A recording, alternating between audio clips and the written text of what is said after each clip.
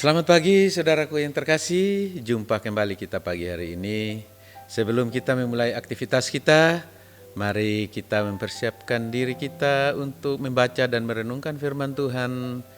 Biarlah itu menjadi kekuatan kita menjalani hari ini. Mari kita satu dalam doa. Bapa di surga, terima kasih. Terima kasih untuk kasih karunia-Mu. Terima kasih untuk anugerah-Mu. Terima kasih kami boleh bangun pada pagi hari ini. Kami akan memulai aktivitas kami, tetapi kami mau datang bersyukur kepadamu dan kami mau membaca merenungkan firman-Mu. Berkatilah ya Tuhan, supaya kebenaran firman-Mu menjadi kekuatan kami sepanjang hari ini lagi. Terima kasih banyak Bapa, terpujilah Engkau Allah yang maha baik. Di dalam nama Tuhan Yesus kami berdoa. Amin. Baik Bapak Ibu Saudara, pembacaan firman Tuhan bagi kita pada pagi hari ini dari Yesaya pasal 37 ayat yang pertama sampai 38. Ya, tema kita pada hari ini ialah Tuhan pembela umatnya. Ya, saya kasih tema ini karena sehubungan dengan pembacaan kita. Tuhan begitu luar biasa menyatakan kuasanya dalam memberikan pembelaan kepada umatnya. Ya, dalam penjelasan kemarin kita sudah memperhatikan bagaimana Sanherib ya menantang Raja Hizkia dan dia merendahkan, dia melakukan hal yang tidak mengenakan sehingga sangat mengganggu Raja Hizkia. Sanherib dalam suratnya yang disampaikan oleh pesuruh-pesuruhnya ialah menghina dan merendahkan Allah yang dipercayai oleh bangsa Israel, bangsa Yehuda, umat pilihan Allah. Karena itu pada pagi hari ini kita akan melihat bagaimana respon Raja Hizkia ketika menerima ancaman itu. Nah, ini yang kita mau pelajari pada pagi hari ini. Kita lihat di dalam ayat yang pertama, di mana Raja Hizkia sebagai raja yang takut akan Tuhan, dia memang merasa sedih dengan semua itu. Dan dia tahu bahwa negaranya juga, kekuatan prajuritnya juga tidak sekuat bangsa Asyur ini. Karena itu dia datang kepada Tuhan. Segera sesudah Raja Hizkia mendengar itu, dikoyakkannyalah pakaiannya dan diselubunginyalah badannya dengan kain kabung. Lalu masuklah ia ke rumah Tuhan. Ya, artinya tindakan yang pertama yang dia lakukan di sini ialah menyerahkan pergumulannya kepada Tuhan.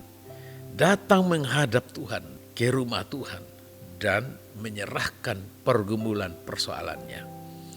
Ya, dalam ayat yang ke-14 dikatakan Hizkia menerima surat itu dari tangan para utusan, lalu membacanya, kemudian pergilah ia ke rumah Tuhan dan membentangkan surat itu di hadapan Tuhan.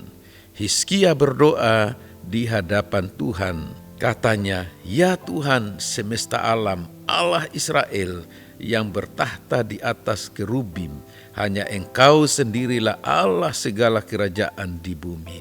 Engkaulah yang menjadikan langit dan bumi," dan seterusnya. Inilah yang dipercayai oleh Hizkia. Aku datang membawa pergumulanku ke hadapan Tuhan.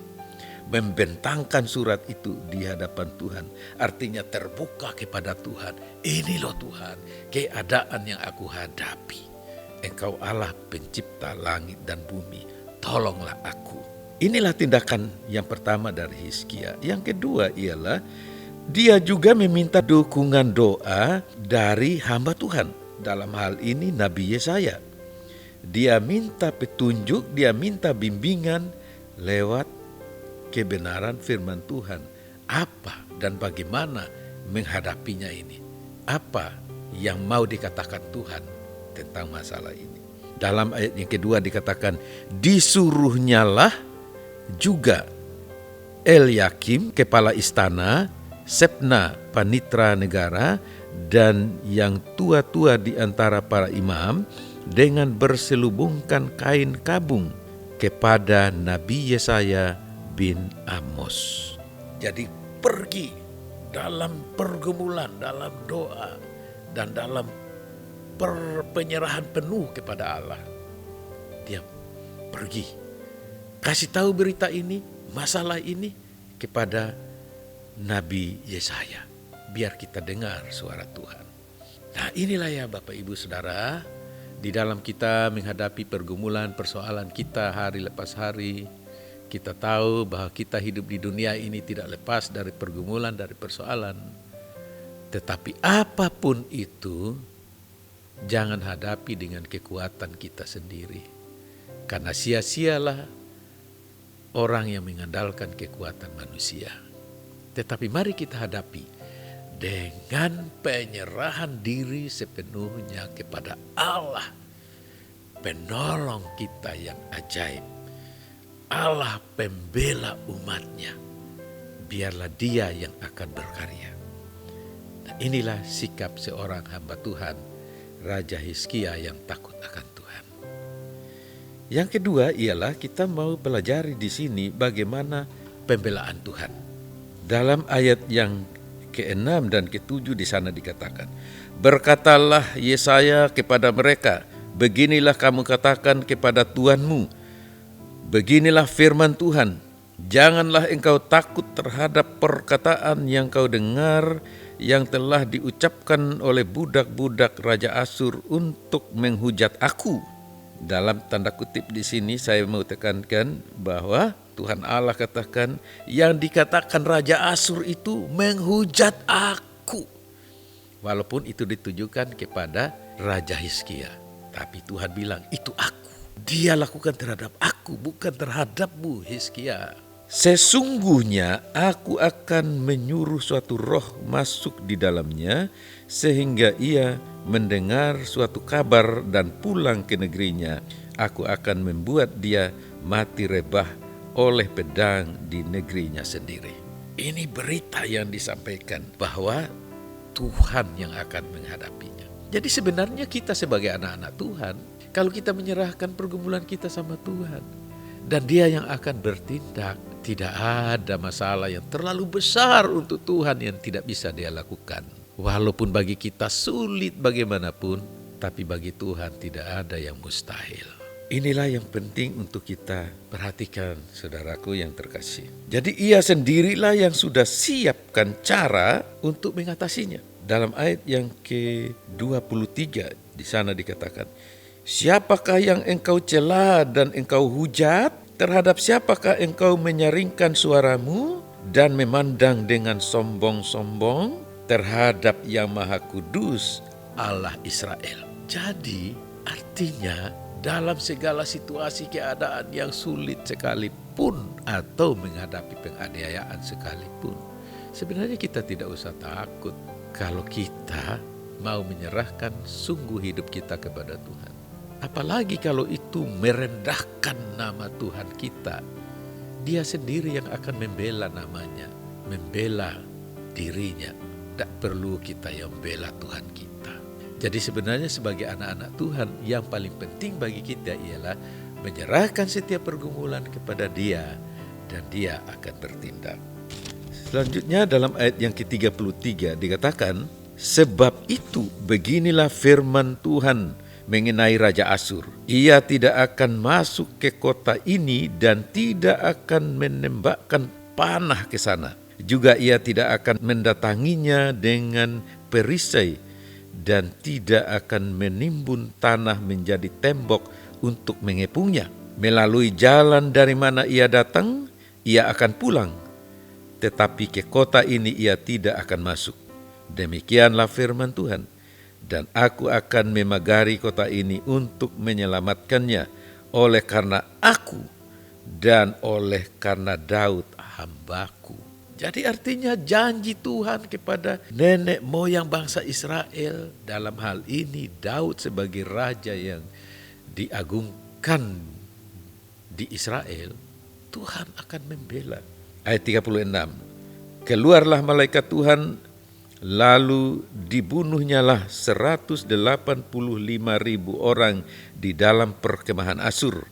Keesokan harinya tampaklah semuanya bangkai orang-orang mati belaka. Sebab itu berangkatlah Sanherib, Raja Asur, dan pulang. Lalu tinggallah ia di Nineve. Pada suatu kali ketika ia sujud menyembah di dalam kuil Nisrok allahnya, maka Adramelek dan Sareser anak-anaknya membunuh dia dengan pedang, dan mereka meloloskan diri ke tanah Ararat. Kemudian Esarhadon anaknya menjadi raja menggantikan dia.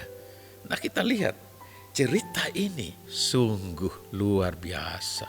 Tuhan Allah kita itu luar biasa. Dia yang adalah pemegang nyawa manusia, dan siapa melawan dia, dia sendirilah yang akan mengurusnya. Itulah sebabnya ketika murid-murid ingin membela Tuhan Yesus, Petrus mengangkat pedang. Tuhan Yesus bilang, sarungkan pedangmu, sebab barang siapa yang bermain pedang, dia akan mati dengan pedang. Bapak Ibu Saudaraku yang terkasih, inilah bagian firman Tuhan yang penting bagi kita dalam perenungan kita hari ini. Kalau kita di pihak Tuhan, siapakah lawan kita? Yang paling penting ialah hidup kita mau belajar, bergantung, berserah kepada Tuhan, dan pergumulan, persoalan apapun yang kita hadapi, kita belajar menyerahkannya kepada Tuhan, dan kita mengerjakan segala sesuatu yang menjadi bagian kita dalam takut akan Tuhan, dan biarlah nama Tuhan yang senantiasa dipermuliakan dari segala hal yang kita kerjakan. Kiranya Tuhan memberkati kita, menolong kita sekalian. Terpujilah nama Tuhan. Mari kita satu dalam doa. Bapa di surga, kami bersyukur kepadamu ya Tuhan, oleh karena firman-Mu lagi menguatkan kami pada pagi hari ini. Terima kasih banyak ya Bapa, karena Engkau Allah yang maha baik, Allah pembela kami. Dan karena itu kami tidak perlu takut dengan persoalan, tantangan, ancaman apapun dalam hidup ini. Karena kami tahu Engkau adalah pembela sejati. Dan kalaupun itu terjadi sesuatu yang buruk kepada kami tahu bahwa hal itu semata-mata karena perizinan-Mu saja. Dan tentu di balik semua itu, Engkau mau memakai kami sebagai alat-Mu, atau Engkau sedang mendidik kami untuk kami lebih lagi dalam bergantung harap kepada Engkau. Terima kasih ya Tuhan. Pagi hari ini kami boleh dikuatkan bahwa tidak ada sesuatu hal pun yang perlu kami takuti jika kami bersama dengan Engkau. Karena di balik setiap persoalan, pergumulan, tantangan hidup, Engkau sedang menyiapkan satu hal yang baik, yang berguna, yang bermanfaat, yang menyatakan kemuliaan-Mu di balik semua tantangan dan persoalan yang kami alami. Terpujilah Engkau ya Tuhan, karena Engkau adalah Tuhan Allah kami, pembela kami yang ajaib. Di dalam nama Tuhan Yesus, kami berdoa dan bersyukur kepada Bapa di dalam sorga. Haleluya. Amin. Baik, sampai di sini jumpa kita. Biarlah perenungan hari ini menolong dan memberkati, menguatkan kita sekalian. Amin. Tuhan Yesus memberkati. Shalom.